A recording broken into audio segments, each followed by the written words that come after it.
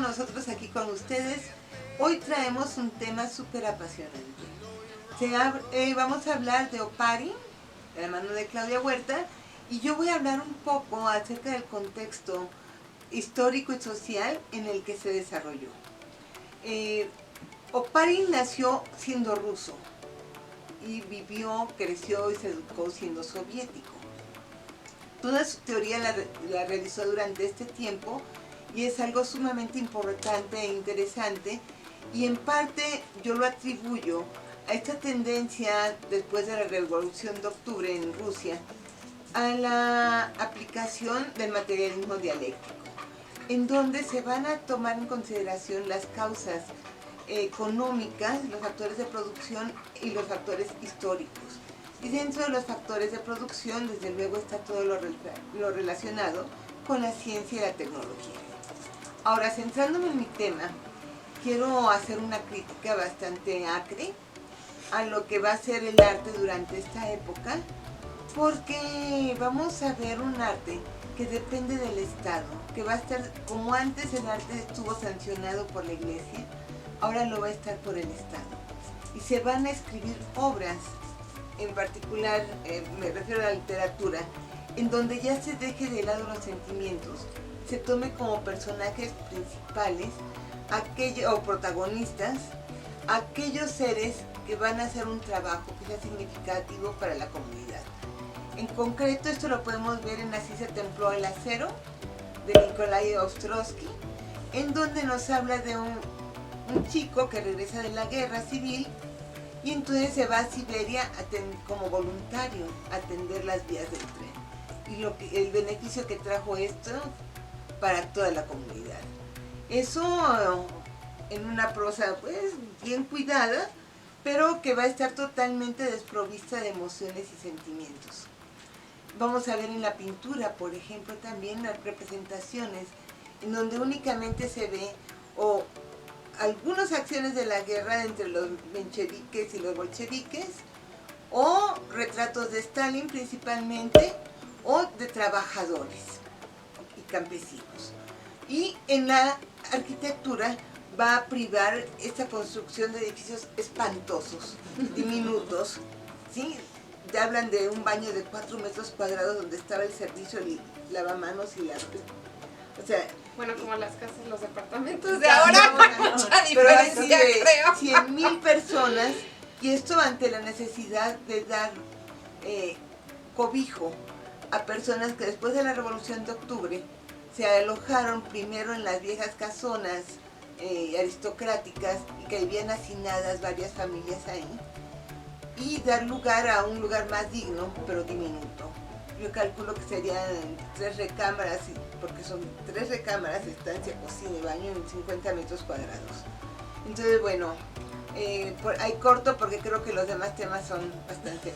Bueno, esto realmente fue muy interesante, pero si hay algo en el que el Estado o cualquier situación política es no poner freno, es precisamente a la ideología, bueno, a la libertad del pensamiento, y la ciencia tenía también mucha libertad en ese entonces, ya en esta Rusia que nos platica Claudia, de experimentar y abrir horizontes.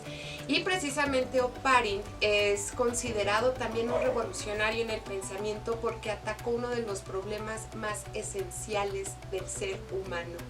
¿Cuál es el origen de la vida? ¿Cómo se produjo la vida? ¿No? Obviamente aquí ya se habla del materialismo, bueno, antes estaba el idealismo, con todas las religiones que surgieron, tratando de dar una explicación precisamente a cómo surgió la vida en la Tierra. Y bueno, la historia pues ahí en esta parte ya se cuenta sola.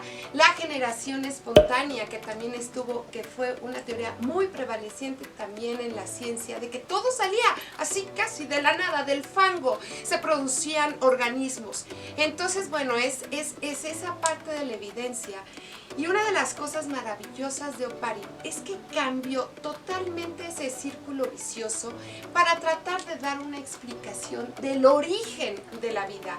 Y yo creo que es muy importante saber esto porque con base en y definir qué es la vida, pues también se pueden tomar muchas cuestiones de leyes, pero bueno, ese es otro tema y no me voy a ir por ahí. ¿Cuál fue lo revolucionario de Oparin? Primero hay que pensar, o mucha gente piensa, que la vida es como la conocemos ahora. Y nos cuesta trabajo pensar cómo fue hace miles y millones de años cuando la Tierra se formó. O sea, no podemos, a veces nos cuesta trabajo esa línea de pensamiento. Incluso nosotros ya no somos los mismos cuando éramos niños y somos diferentes por nuestras circunstancias y por nuestro contexto, y así toda la evolución se fue dando. Pero aquí vamos a hablar de la evolución química y cuál fue la revolución de Oparin. Antes se pensaba que las sustancias orgánicas y sobre todo las que están, las que tienen carbón, y vamos a hablar de química, en su molécula, o el carbón mismo, que son las que los mismos organismos vivos necesitan para sustentar su vida, pensaban que solamente eran sustentadas por los organismos vivos. Entonces estaban en este círculo. Entonces tuvo que haber algo, una aparición espontánea del primer organismo vivo, y a partir de ese organismo vivo se generó todo. La maravillosa idea y revolucionaria idea de Darwin, bueno, que también tuvo su sustento, pero de Oparin fue que, espérense, y con base a experimentos anteriores, ¿qué creen? Lo orgánico proviene de lo inorgánico. Y eso es que la no vida de vida, eso es, híjole, es un mecanismo de pensamiento revolucionario. No necesita haber organismos vivos para generar moléculas que los organismos vivos necesitan. Por lo tanto, la vida se pudo originar sin que hubiera antes un antecedente, más bien que hubiera un antecedente de un organismo vivo. No sé si se están dando cuenta de la magnitud de esto, pero eso es lo que hizo Oparin. Rompió un círculo de 30 años en el que era como que la tierra de nadie, en el que los idealistas podían decir, sí, tú podrás decir que no hubo ningún dios ni nada, pero demuéstrame entonces cómo surgió la vida. Sí, querido, no te lo puedo demostrar primero, porque necesitamos, para poder reproducir la vida y toda esa generación y toda esa evolución química que se le dice, porque es precisamente esa transformación de las sustancias inorgánicas a las orgánicas simples, porque debemos replicar todas las variables exactas de esa tierra primitiva, de todo ese caldo de cultivo. Vamos, nosotros, aunque le decimos el planeta Tierra, debería ser el planeta Agua. Toda esa agua que ayudó, la temperatura, los elementos que existían en ella, la misma temperatura de la Tierra, qué átomos estaban disueltos, la presión atmosférica, todas esas variables en cada punto del planeta Tierra para poder generar, como un químico en un laboratorio, pues la vida como tal. Entonces, yo creo que, y otra de las cosas revolucionarias que hizo Oparin y por el que empezó a dar sustento precisamente a esta teoría del origen de la vida, fue que fue interdisciplinario.